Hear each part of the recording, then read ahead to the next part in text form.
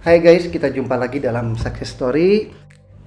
Kalau minggu lalu yang kita wawancara itu adalah Pak Imbong.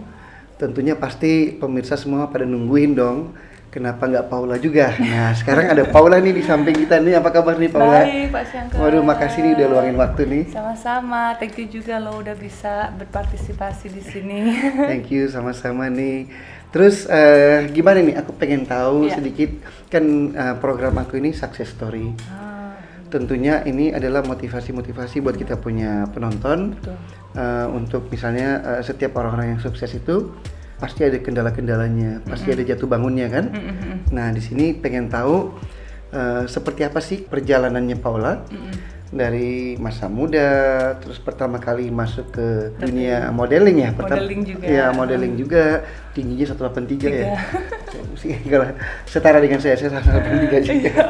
Jadi aku kan orang Semarang, gitu. Nah waktu itu kan sebenarnya di modeling tuh kebetulan sih Pak, karena kan waktu itu saya tuh kan tinggi ya. Jadi tuh kok nggak pede gitu. Nah akhirnya dimasukin ke sekolah modeling school sama mama supaya melatih percaya diri karena tinggi terus bungkuk gitu. Nah ternyata di dunia modeling itu tinggi badan itu menjadi kelebihan bukan kekurangan. Nah akhirnya kita ya udah sekolah tetap jalan dan ternyata itu bisa jadi profesi gitu. Nah, kalau dibilang suka dukanya mungkin orang ngelihat mungkin kayak oh udah jadi model kayak gitu ya, misalnya kayak gampang gitu ya sepertinya, tapi kalau buat aku sendiri prosesnya tuh panjang karena aku tuh dulu agak sedikit gemuk, kurang proporsional gitu.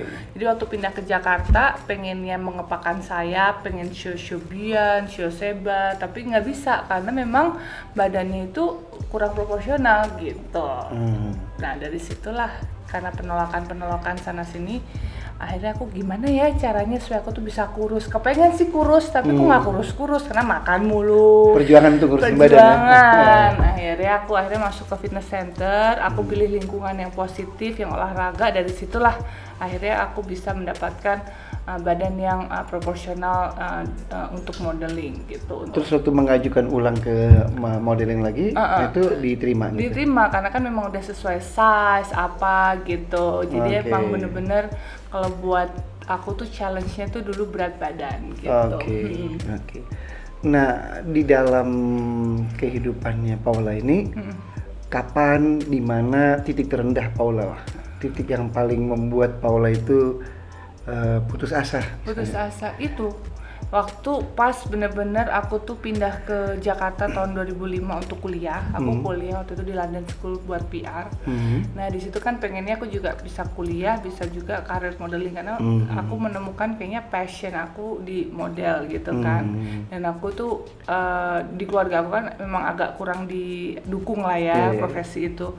Cuman aku yakin karena aku nih pengen bener-bener serius dan aku yakin model itu bisa jadi profesi gitu kan, yang positif gitu. Akhirnya dari situ tuh aku ngerasa kok pengen modeling, pengen berkarir dengan bagus, pengen go internasional, tapi kok aku ngerasa kayak nggak diterima ya di dunia modeling gitu karena bukan karena apa-apa gitu, karena memang badannya belum siap gitu kan. Tapi namanya juga anak umur 18-19 tahun kan, selalu berpikir apa sih, apa gue jelek atau kurang, sampai akhirnya ya udah bener-bener aku tuh bener-bener drop banget lah, ngerasa kayak aduh nggak bisa berkarir lagi di dunia modeling gitu. Jadi berkali-kali dapat penolakan, punya motivasi.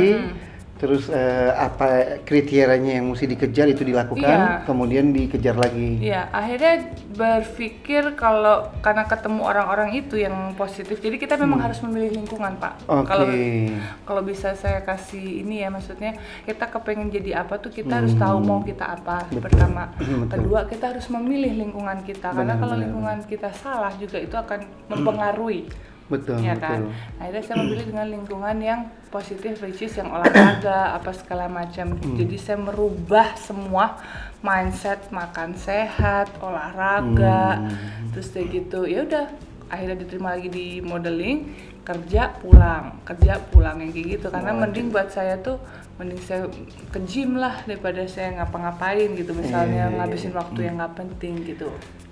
Jadi penonton kita sedikit ambil hikmahnya dari sini bahwa memang perjalanan awal seorang Paula itu tidak mudah.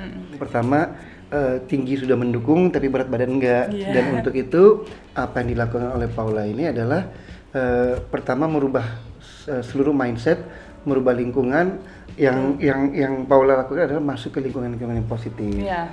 Nah itu, jadi asal tahu juga bahwa kadang dari luar itu terlihat segalanya indah, perfect gitu, tapi mungkin di balik itu ada perjuangan yang kita semua mesti ikut pelajari. Nah, hal yang perlu dicatat sini adalah mencari lingkungan yang positif. Itu sangat penting. Karena itu akan mempengaruhi banyak hal penonton. Oke. Nah, nextnya nih, Paula. Nah, selain itu apa aja dalam karirnya Paula, apa aja yang dilakukan selain modeling? Jadi dari modeling itu kan aku cita-cita emang go internasional. Terus aku cobain ke Singapura, ke Milan. Karena kan bisa kalau modeling di Jakarta udah mentok lah. Sebenarnya semua fashion show apa semua udah aku coba. Nah, aku mikir sebelum aku nikah aku pengen cobain deh ke luar negeri. Tapi waktu itu aku ke Singapura 4 tahun back and forth bolak-balik. Terus kayak gitu itu juga sama perjuangan, karena kan kita kan di Singapura kita nggak tahu siapa kita kan, jadi kita start dari nol. Jadi sebenarnya hal yang terpenting itu adalah keluar dari zona nyaman. Jadi coba lagi hal baru, pengalaman baru. Dari situ kita rasain lagi ternyata begitu strugglingnya kerja di luar negeri, nggak segampang yang kita pikirin. Akhirnya kita lebih bisa bersyukur, oh ternyata kerja di Indonesia tuh akhirnya ternyata enak ya lebih gitu. Kadang-kadang kan kita selalu komplain, terus kan hidupnya komplain, aduh makanannya ini, makanannya itu. Jadi karena kita keluar dari zona comfort itu, kita cari pengalaman lagi. Di situ kita merasa, oh ternyata kita emang harus banyak lebih bersyukur, kurangin komplain. Nah di situ tuh melatih diri kita juga gitu. Oke, berarti sempat menjadi model internasional juga? Iya, sempat. Oke, berarti kalau kita kembali lagi ke tadi, Paula pertama kali masuk ke dunia modeling itu umur 18 tahun. Umur 13. Jadi pertama kali masuk di umur 13 malah. 13 tahun. Model 13 tahun itu di mana? Dulu ikut Gadis Sampul. Oh iya. Zaman dulu ada majalah-majalah itu. Oke. Gitu. Terus aktifnya benar-benar yang udah siap lagi, badan udah kurus di 2007. Nah, itu tuh udah aktif banget, bisa dibilang kerja terus setiap hari gitu sampai ya sebelum nikah lah 2018 lah aku terakhir ikut fashion week. 2007 itu umur berapa? 2007 tuh umur 20 ya? 20 ya? 20. Oh berarti udah aktif terus ya? Udah aktif terus sampai, udah 17 tahun lah. Selain karir modeling apa lagi? Aku waktu itu sempet cobain film. Supernova 2014. Oh iya. Jadi itu kayak juga sama kan, jadi aku kan sebenarnya pemalu, disuruh ngomong depan kamera, terus gitu suruh acting gitu. Sebenarnya banyak tawaran acting, tapi aku waktu itu berpikir bahwa aku tuh harus fokus dulu. Jadi kalau aku udah di satu bidang fokus itu gampang. Oke, karena memang kalau saya ngelihat-lihat di pemberitaan itu emang kayaknya Paula itu agak pemalu ya. Pemalu atau introvert nih? Agak nggak percaya diri atau lebih menutup diri? Nggak percaya diri sebenarnya awalnya gitu. Makanya yang kita ngerasa, aduh kalau saya tuh nggak bisa ini, nggak bisa itu. Makanya sebenarnya tuh bagusnya memang kita nggak boleh ngomong nggak bisa, coba dulu gitu. Coba dulu, iya. Akhirnya udah keluar dari zona comfort, coba acting, terus coba presenter juga. Nah sebenarnya yang paling banget yang bikin aku berubah tuh waktu kena Baim tuh YouTube itu. Karena YouTube ini kan jadi kita akhirnya belajar kan. Mau nggak mau Baim tuh kayak langsung ayo coba pokoknya kamu dicemplungin. Opening apa jadi akhirnya lama-lama itu terasah dengan sendirinya gitu loh. Terbiasa iya. Oke, that's very good. Yeah. Oke, kembali ke modeling internasional. Di mana aja pernah? Waktu itu di Singapura sama di Milan. Oh pernah ya? Iya, kalau yang kita benar-benar kerja sama orang sana ya. Oke, berarti Paula ini adalah model internasional juga. Iya. Terus ketemu Baim kapan pertama kali? Ketemu Baim 2018. Jadi aku dikenalin teman, kan aku lagi jomblo juga, Baim nggak jadi nikah kan waktu itu. Terus ya udah, akhirnya waktu itu mau nggak dikenalin Baim Wong, terus gitu.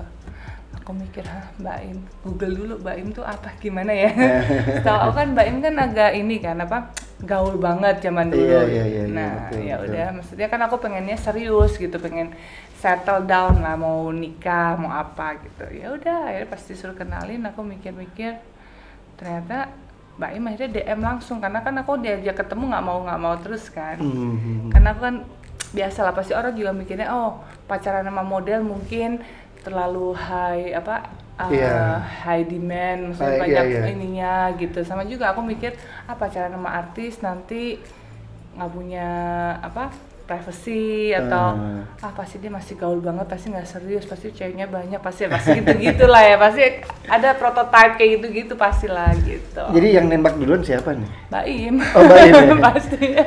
Terus apa pertimbangannya menerima tawaran Baim gitu? Jadi aku waktu dia nembak 10 hari ketemu, aku nggak langsung terima, aku mikir ini kok cepet banget nih orang, karena takut buru-buru umur disuruh nikah atau gimana gitu kan. Oh, dia langsung mikirnya ngajakin nikah? Serius lah, dia bilang serius, ngajakin serius ya. Oke. Nah buat aku kan cewek, aku bukan tipe yang shortcut gitu yang cepet pacaran langsung nikah atau apa gitu. Selalu proses pacaran tuh lama-lama. Beda sama Baim, kita bener-bener opposite banget lah gitu. Tapi ya udah besok aku bilang kita berdoa dulu deh, siapa tahu ada jalannya. Sambil aku juga cari-cari tahu dulu Baim ini orangnya gimana sih gitu. Karena terus terang lingkungan Baim, teman-teman Baim tuh aku pernah kerja sama semua, kenal, kerja bareng mereka. Tapi cuman Baim doang yang aku nggak pernah kerja sama, nggak pernah ketemu. Dulu pertama kali ketemu Baim aku lihat itu di Double Six 2006. Oh, Bali. Di Bali. Iya. Dia di tengah-tengah kayaknya masih tengil kan, tapi dari jauh doang itu artis Baim Wong gitu doang. Tapi siapa sih yang nggak tahu Baim Wong pasti tahu. Cuman kan namanya perempuan kan ada ketakutan, aduh nih masih serius nggak ya gitu. Karena kan ya ibaratnya Baim kan dulu gaul banget gitu. Temen-temennya ya dari mana-mana aja, nggak cewek nggak cowok gitu kan, semuanya pada kan gaul banget lah kalau Baim.